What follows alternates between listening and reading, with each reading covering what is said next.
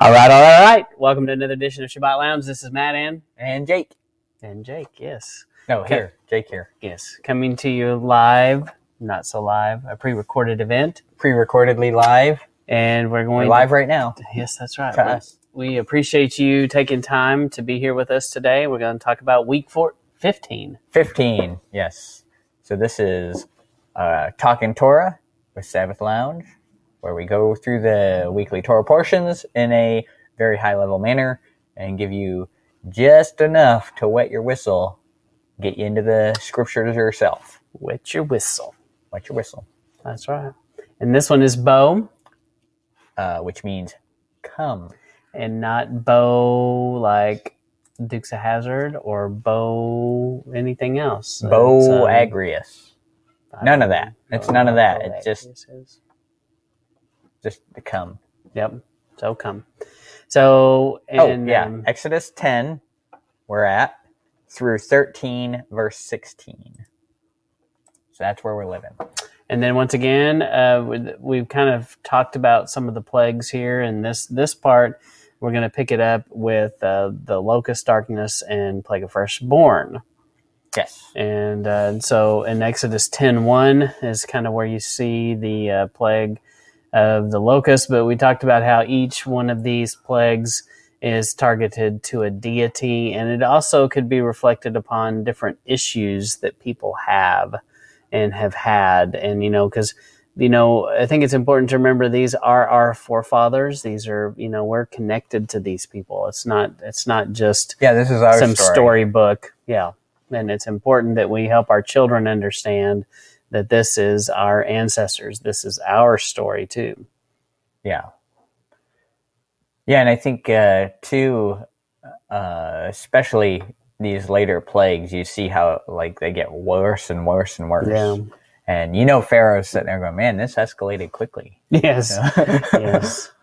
He is probably questioning his life choices, but I also think that his heart was so hard. His heart was so hard that he doesn't seem to care. But it's interesting at the end of this when they go into the sea, it doesn't explicitly say that Pharaoh dies in the water. Yeah. It's kind of something to look at. And it does kind of make you wonder, at some point, does Pharaoh go, that God, he was a real deal. And it does make you wonder if at some level did he get it? I don't know. Yeah. And my stance has always been, and it talks about it right in there in Romans 9, the pot for special use. It talks specifically about Pharaoh being a pot for special purpose. And once the purpose is done, Yahweh can take that special pot and say, okay, I've gotten my drink from this pot that I made specially for that, and now I can set it up here with all the common pots that I have left. And that kind of, to me, that's his opening for repentance, because now he's kind of in the, not that he didn't have free will before, but he's more in this free will range of acting where, okay, now you've accomplished the purpose I've designed you for. Now it's up to you to either repent or bring the smiting on yourself. Something like that. Yeah. And it's hard to imagine if Pharaoh's heart was not soft after that 10th plague, then he is just a monster, and there's no hope for possible. That. Yeah. It's possible. Yeah, it is possible. Maybe one day we can ask these questions. And the locust represents chaos, which is kind of interesting. And don't we have something about chaos in part of the United States? No. Maybe on the dollar? No, things are good out there. Things are good. But doesn't it say something on the dollar about chaos? I don't know. Order out of chaos? Maybe. So, there's... Which happens in the natural... it does. When you let things go to themselves, it just happens that way. Order out of chaos. So, but you definitely have this chaotic thing. And then the darkness, there's only one light. Death of the firstborn, don't you think that was... Because what happened in the land of Goshen during darkness? There was lightness in the land of Goshen. Yeah. And so there was only one. I wonder if you could see the light when you were in the dark. I would think not, because then you could see. Then it would be light. That's another. It's good like question. a light bubble that you couldn't see into. Well, Crazy. I hadn't thought about it like that, but that is kind of interesting. Because then because it said you couldn't see your hand in front of your face, basically a darkness that could be felt. And so that also to me implies fear. You know, I mean, can you imagine? Just think about here in the United States, if we lose electricity, the fear that would be in people, just like that. Yeah. You know? Yeah. During the day, it might be okay, but at night there would be lots of fearfulness. And, you know, there's so many things associated to darkness that's bad. You know, darkness is generally not associated ever with anything good. Yeah. It's the unknown, right? And people are afraid of that. Now, just a funny aside, when we were younger, my brother and I and some friends of ours, we'd go into our bedroom and shut all the windows and shut the door and shut the light off. So it was like pitch black, and then we'd wrestle. And that is an interesting event. I bet. You don't know who's kicking who in your head, and it is fun though. Don't hurt yourselves. Yeah. Speaking of wrestling, I watched a little bit of that last night. It was pretty ridiculous. Oh, geez. Oh, man. So crazy. Anyway, but this darkness is you could feel terrible. The pain in this darkness when we would wrestle. I bet you could. I bet you could. So, but you know, but we do know the Israelites were protected from the darkness, right? And that was one of their, one of the biggest deities was sun god worship, and so taking that away from them was a big deal. Yeah, it was a real slap in the face to Ra. Yeah, and so you have this painting on the door, and you definitely have wedding language here. So, Jake, how do you perceive that you've got this Passover moment with the blood and the hyssop and a doorway? How is this? Don't make me go into detail about language? But right. So the word "come" implies you're inviting someone to join you. Come doesn't mean go away by yourself. That's the opposite, right? But come is coming is a joining together. Well, right? and it's an interesting concept too, because if you do come, you also have left.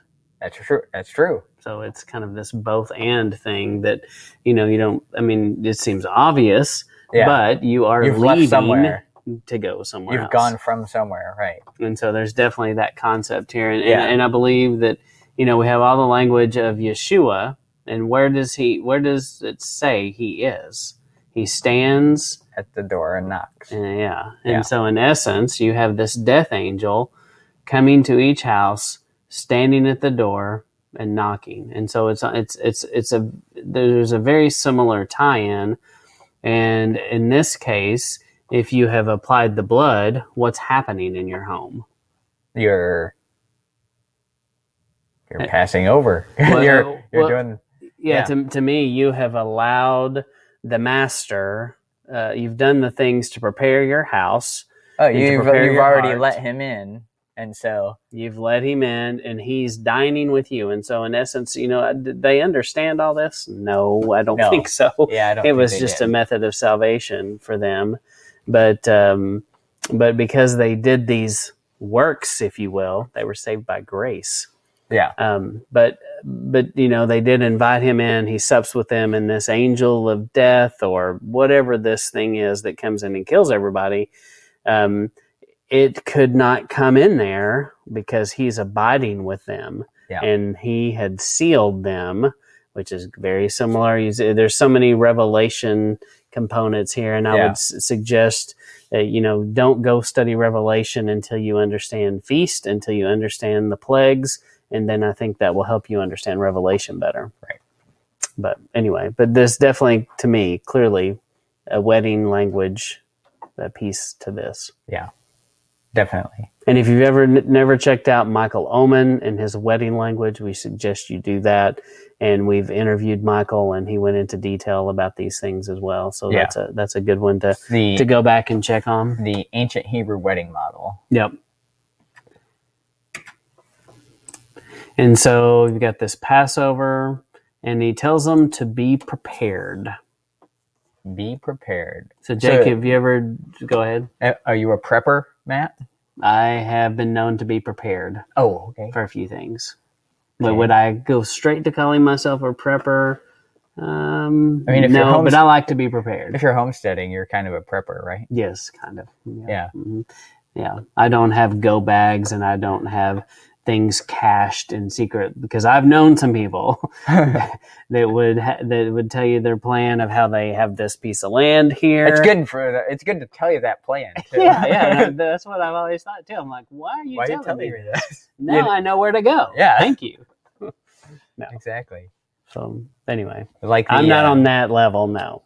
Yeah, I do feel like it's important to be prepared, but I also feel like Yahuwah is going to give me what I need. Right. Yeah, just like these guys. But I should be wise. These guys were handed the keys to their success. Did they have to prepare? I mean, not really. They did a little bit. Though. A little bit. Yeah. They had to follow these rules, and they had to bring a shirt in which to carry their pot in. They had to kill something, you know. And they had to make sure they were fed up. They were not fed up. They had eaten in preparation for a long journey ahead. So in essence, I mean, they did have to prepare. They prepared. And so there was definitely a you part in this. It wasn't all just sit back and he just plucked them out and they did nothing. It wasn't like that. Yeah. They had a you part, and it's the same thing today. We have a part. We can't just say, oh. It's like the old story where something terrible happens and they kept praying to God. And then he's like, later, well, I sent you this person and I sent you this thing, and you just didn't acknowledge that I had sent this to you. I can't help that. Yeah. And we have the benefit of hindsight where we know that, greater Exodus. So what did the first Exodus teach us? Did we learn nothing from it? Have something ready? It's going to be rough in the wilderness. Maybe have some things easy to grab that will make it a little bit easier to get through. I mean, not that Yahweh won't provide for you, but I mean, when we do Passover, we have our staff in our hand, our sandals on our feet, and our go bags on our backs, because we're, preparing to be passed over, and he's going to say, okay, coast is clear. And then, and don't you think, something that I think it is good to practice these things at Passover, and maybe we should, instead of staff in our hand, should we have a Bible? Would that be a good thing to have with you? A physical print copy, not a digital download. Yeah. But that's something you want to take with you. Yeah, you want that in your go bag. Mm-hmm. Yeah. Yeah. So, but anyway, there's definitely this concept of having your feet prepared, and it made me think of this.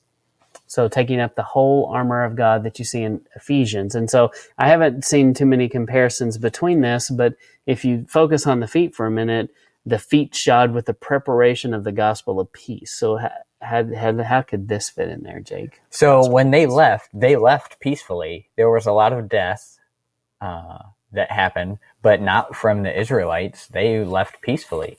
Mm-hmm. They didn't rise up their way out. It's not like they all had swords and they're like...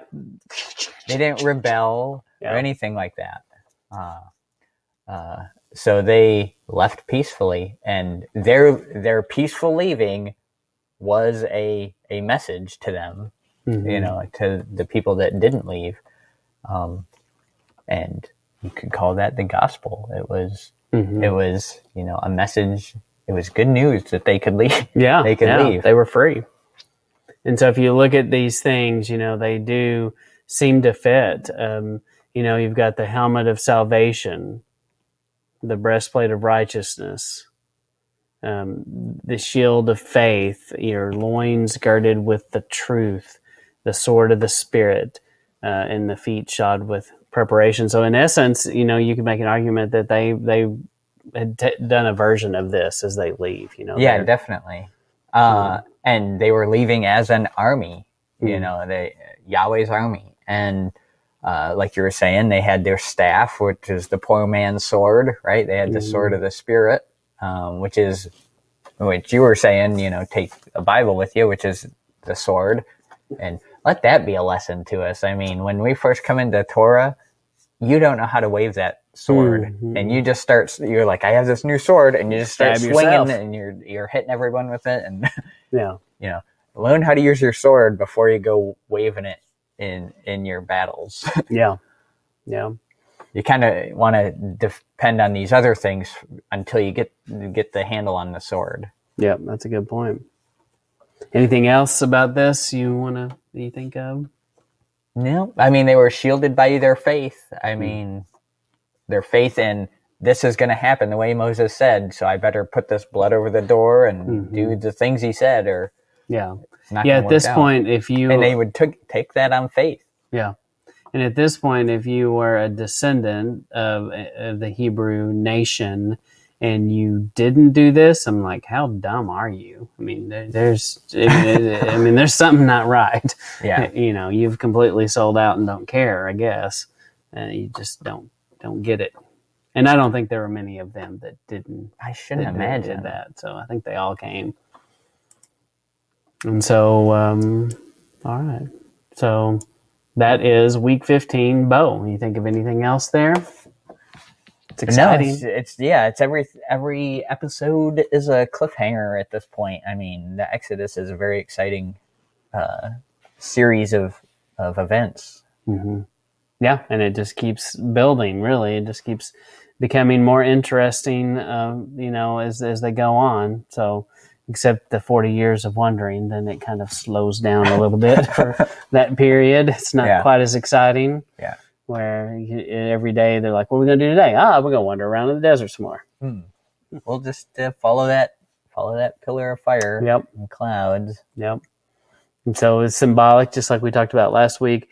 It took Moses 40 years to get the Egypt out of him, and then it also takes the people 40 years to get the Egypt out of them. Yeah.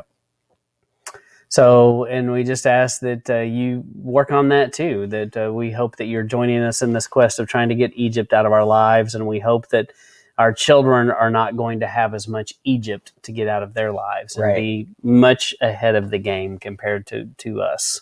Right. So we appreciate you stopping by to listen to week 15 and Bo. Yep. And we look for more to come. We ask that you click the subscribe, click a like, and leave us a comment. Yep. Check out the website, sabbathlounge.com. And we appreciate you stopping by. We appreciate your time.